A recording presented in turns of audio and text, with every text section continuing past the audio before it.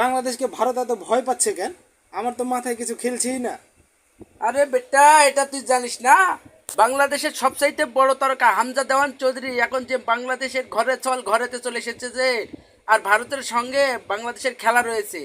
এই কারণে বাংলাদেশের বিপক্ষে বাংলাদেশ যেন ভারতের সাথে তাড়াতাড়ি না ম্যাচটা যেন না জিতে, এই কারণে খুব তাড়াতাড়ি 40 বছর বয়সে যে কিনা 1 বছর আগে অবসর নিয়েছে তাকে তাড়াতাড়ি করে হাত পা ধরে নিয়ে চলে আসছে যে বাংলাদেশের বিপক্ষে সুনীল ছেত্রীকে খেলানোর জন্য।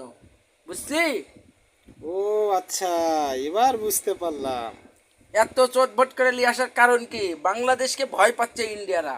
26 তারিখে যে ম্যাচটা রয়েছে, এই ম্যাচে বড় কিছু অঘটন ঘটা দিতে পারে, যেখানে ভারত সাম্প্রতিক সময়ে সেরকমভাবে ভালো ফুটবল খেলতে পারছে না।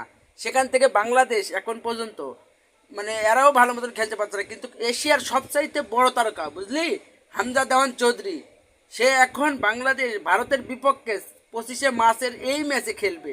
এই কারণে ভারতের দাদাদের মাথা নষ্ট। এই কারণে তাড়াতাড়ি 40 বছর বয়সী ফুটবলার যে কিনা 1 বছর আগে অবসর নিয়েছে তাকে হাত পা ধরে তাই বাংলাদেশের বিপক্ষে খেলানোর জন্য অনুরোধ বিনোরোধ চালিয়ে যাচ্ছে তারা। দাদাদের এখন মাথায় পুরাই নষ্ট হয়ে গেছে, বুঝলি? এবার বুঝতে পারলাম।